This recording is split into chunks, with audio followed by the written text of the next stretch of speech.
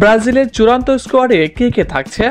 Argentina ও কলম্বিয়ার বিপক্ষে যেমন স্কোয়াড ঘোষণা হতে চলেছে, তাই এই নিয়ে বিস্তারিত জানতে হলে ভিডিওটি না টেনে শেষ পর্যন্ত দেখতে থাকুন। আর আপনি যদি আমাদের চ্যানেলে নতুন হয়ে থাকেন তাহলে এক্ষুনি সাবস্ক্রাইব করে রাখুন।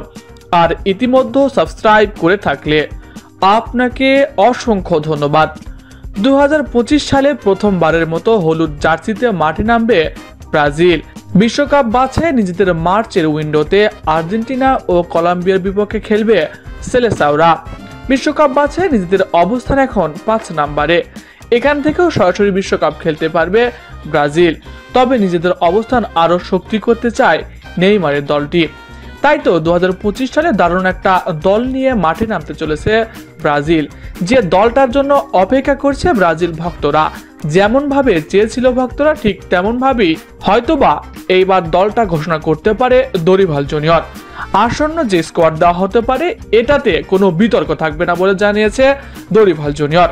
জানা গেছে ইতিমধ্যে আর্জেন্টিনা ও কলম্বিয়ার বিপক্ষে ম্যাচের জন্য 50 সদস্যের প্রাথমিক তালিকা তৈরি করেছে দরিভাল জুনিয়র। এর তালিকা থেকে মার্চের 7 তারিখে 23 সদস্যের দল ঘোষণা করবে ব্রাজিল কোচ। অনেকদিন পর ব্রাজিল ইনজুরি মুক্ত দল নিয়ে মাঠে নামতে চলেছে বলে জানা গেছে। সবকিছু ঠিকঠাক থাকলে ব্রাজিল পূর্ণ শক্তির স্কোয়াড নিয়েই মাঠে নামতে চলেছে। সেই সাথে দীর্ঘদিন বাদে দলের সঙ্গে যোগ দিবে নেইমার জুনিয়র। দলের অধিনায়কত্বের ভারও থাকবেন তারই কাঁধে।